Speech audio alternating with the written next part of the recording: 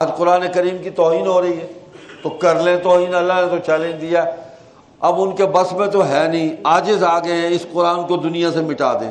یہ معجزہ ہے حضور کا علمی، یہ باقی رہے گا، قیامت کے دن بھی باقی رہے گا، قیامت کے بعد بھی یہ باقی رہے گا، جنت میں بھی اس کی تلاوت ہوتی رہے گی۔ یہ اللہ کا کلام ہے، یہ کیسے فنا ہوگا؟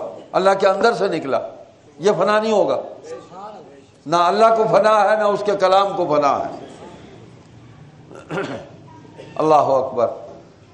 تو یہ کفار و مشرکین اپنی بے بسی کا انتہائی کمینگی اور سفلگی کے ساتھ اظہار کر رہے ہیں۔ ان کے جلانے سے قرآن ختم ہو گیا؟ ہاں، ہم اس پر تکلیف کا اظہار تو کریں گے، ہمیں تکلیف تو ہوتی ہے۔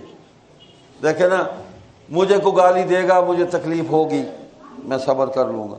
میرے باپ کو گالی دے گا، تکلیف ہوگی، میں صبر کر لوں گا، اس صبر پر مجھے اجر ملے گا۔ لیکن جب کوئی میرے نبی کو گالی دے گا، اس پر مجھ سے صبر نہیں ہوگا، میں صبر کروں گا، ایمان سے محروم ہو جاؤں گا۔ اس پر مجھے اپنے ایمان کا اظہار تو کرنا چاہیے نا کہ یہ بکواس ہے، غلط ہے، ظلم ہے، نہیں مانتے اس کو، یہ برا آدمی ہے جس نے یہ کام کیا ہے۔ اللہ کی کتاب کی توہین کرے گا تو اس پر ہم یہ نہیں کہیں گے کہ ٹھیک ہے جی کوئی بات نہیں جی، آزادی رائے، آزادی رائے میں تو پھر بہت کچھ ہمیں بھی کرنے کا حق حاصل ہے، پھر ہمیں بھی کرنے دیجیے نا۔ ہر چیز کی حدود متعین ہے، آزادی کی بھی حد متعین ہے، ہماری نگاہ کی حد متعین ہے، اللہ نے متعین کر دی، مجھ سے آگے تو ہمیں نظر ہی کچھ نہیں آتا۔ ایک حد ہے نا، سوچ کی بھی ایک حد ہے، عمل کی بھی ایک حد ہے، انسانی زندگی کی بھی ایک حد ہے۔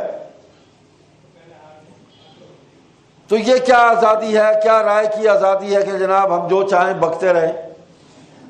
تو ایک دوسرے کا احترام کرو، ہم کو میسج دیتے ہیں۔ اور یہ جو بغیرت بیٹھے ہوئے ہیں OIC میں، مسلم حکمران، مسلم اقوام پر جو مسلط ہیں، بغیرت ہی ہیں، اور کیا کیا کہا جا سکتا ہے، بولتے ہی نہیں ہیں۔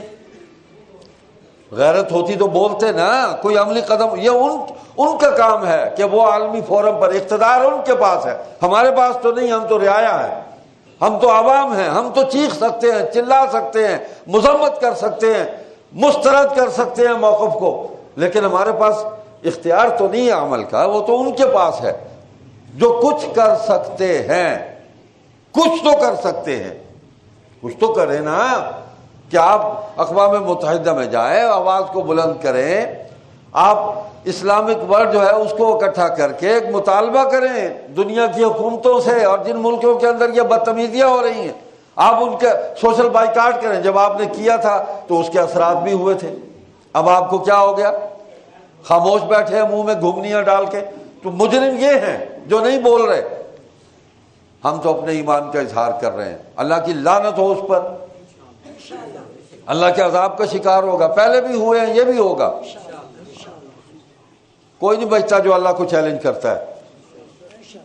تو اللہ سبحانہ و تعالی ہمیں حضور صلی اللہ علیہ وسلم کا سچا فرما بردار بنائے، اور اپنی کتاب کی، اپنے نبی کی، اپنے نبی کے صحابہ کی ہمیں عزت کرنے کی توفیق عطا فرمائے، کتاب پر عمل کی توفیق دے۔ سبحانک اللہم و بحمدک، نشہد ان لا الہ الا انت، نستغفرک و نتوب الیک۔